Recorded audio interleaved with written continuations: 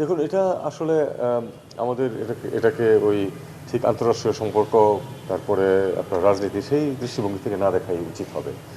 আহ, বেগম খালেদা জিয়া বাংলাদেশে তো বটেই, আসলে প্রতিবেশী দেশগুলোতে তার এক ধরনের ইমেজ আছে যথেষ্ট পজিটিভ, এবং তিনি যে একটি অবস্থানে নিজেকে নিয়ে যেতে পেরেছিলেন এটা সবাই জানে।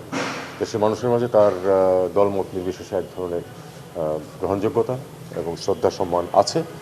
এটা অবশ্যই তারাও সবাই রিকগনাইজ করে, সাউথ এশিয়ার অন্তত সবাই সেটাকে রিয়েলাইজ করে। তার মৃত্যুতে এবং তার যে অন্ত্যেষ্টিক্রিয়ায় সবাই প্রতিনিধিত্ব করবেন, অংশগ্রহণ করবেন, এটাই স্বাভাবিক এবং আমরা এটাকে সেভাবেই দেখি। আমি মনে করি যে এটা একটা অবশ্যই একটা পজিটিভ জেস্টার সবার পক্ষ থেকেই যে এসছেন, এবং ভারতের পররাষ্ট্রমন্ত্রী এসেছেন। তার সফর সংক্ষিপ্ত ছিল, কিন্তু উনি পুরো অনুষ্ঠানটাতে অংশগ্রহণ করেছেন এবং তারপরে তার ফেরত চলে গেছে।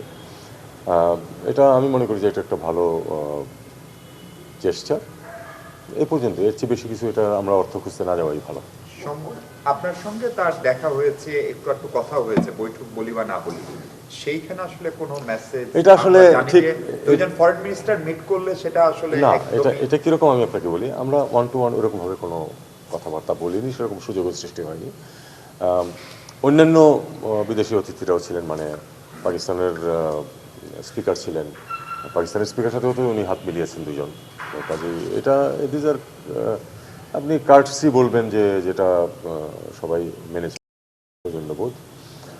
তার সাথে আমার যেটুকু কথাবার্তা হয়েছে সেটাতে আসলে রাজনীতি ছিল না, একেবারে নিতান্তই এই অকেশন উপলক্ষে এবং অন্য সবার সামনেই। কাজে এখানে দ্বিপাক্ষিক বিষয় কোনো কিছু নিয়ে আমরা কথাবার্তা বলিনি।